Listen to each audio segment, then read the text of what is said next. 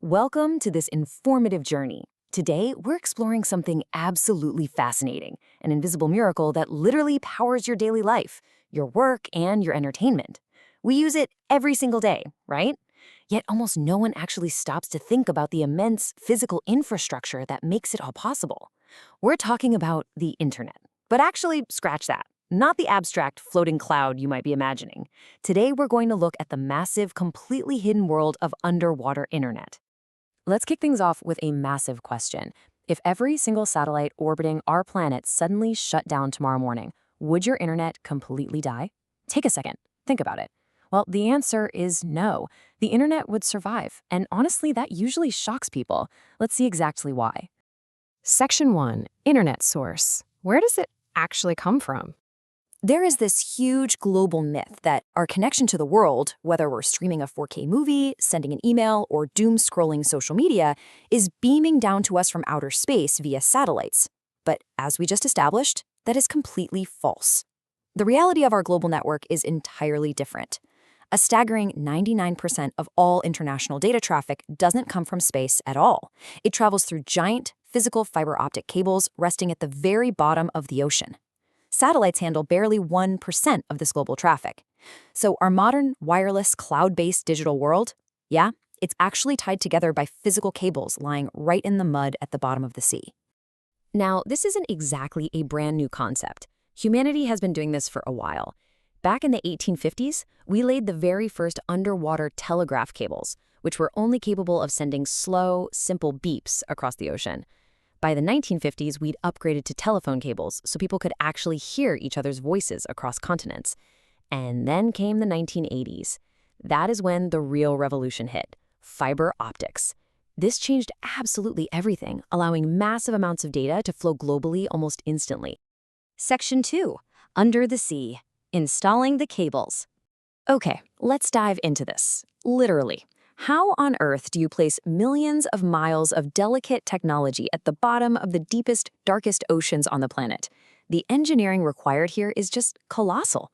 It starts with specialized cable-laying ships, and these aren't your average cargo boats. They're essentially massive floating factories.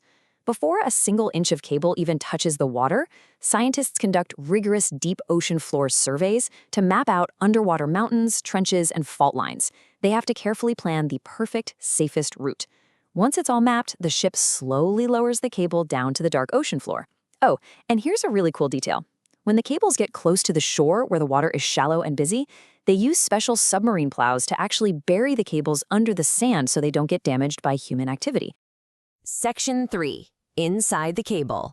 Fiber optic layers. So we have these cables crisscrossing the globe, but the real surprise is still waiting for us inside. Let's zoom in from the macro scale of the entire ocean right down to the micro level. The crucial point here is protection, because the ocean floor is an incredibly hostile environment. First, there's a thick outer plastic shell. Inside that, heavy steel armor to protect against physical strikes.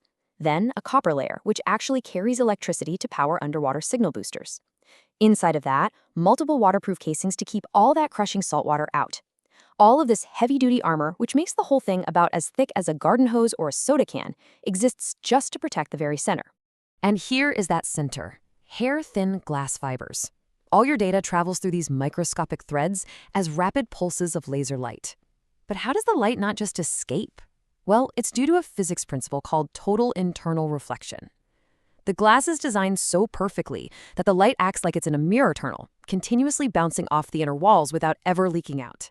We are talking billions of times per second. Section 4. Message journey. The step-by-step path. To really grasp this, let's make it tangible. We're going to follow the literal, physical, step-by-step path of a simple hello sent on an app like WhatsApp to a friend across the world. Step 1. You hit send. The message flies invisibly via radio waves from your phone to your home Wi-Fi. Step 2. The Wi-Fi router sends it through the wires in your walls to your local internet service provider. Step 3. From there, it zips to a regional data center. Step 4.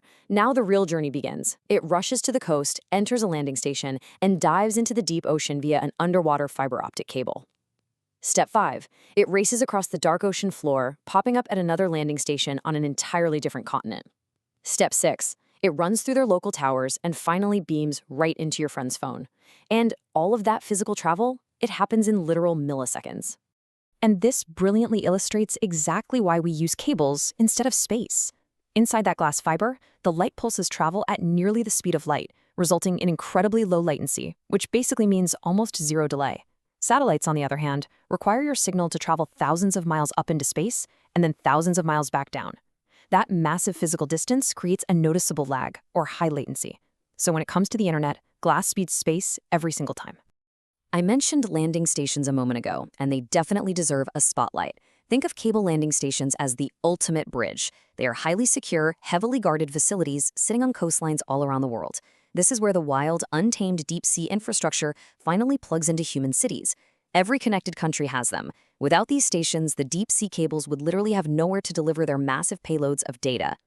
Section 5. Threats and Future. Securing the network. But the story doesn't end here, because these cables live in a dangerous neighborhood. Maintaining this global nervous system is an ongoing battle. You might have heard the famous internet myth that sharks are constantly eating our internet cables. And while there have been very rare, isolated incidents of a shark taking a bite, they are definitely not the real problem.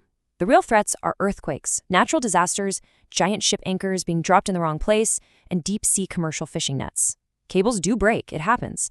But the internet is cleverly designed. When a cable gets cut by an anchor, internet companies automatically reroute your traffic through a different cable instantly, so you usually never even notice a disruption. To ensure that kind of backup plan actually works, we need a lot of infrastructure. Over 1 million kilometers. That is the estimated amount of fiber optic cable currently resting at the bottom of the world's oceans. 1 million kilometers. To put that into perspective, that is enough to wrap around the entire Earth multiple times over, just sitting quietly in the dark.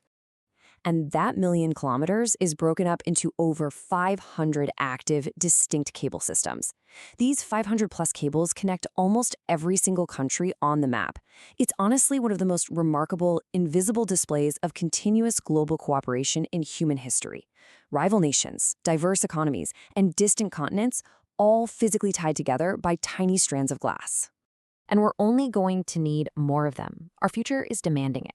With the absolute explosion of artificial intelligence, advanced cloud computing, and more people coming online globally, the demand for data is skyrocketing. Tech giants and international consortiums are currently pouring billions of dollars into massive new underwater cable projects. These deep-sea highways are expanding as we speak, just to handle the terabits of data the future requires. So the next time you send a simple text message or tap play on a video, remember the epic, physical journey that data is taking.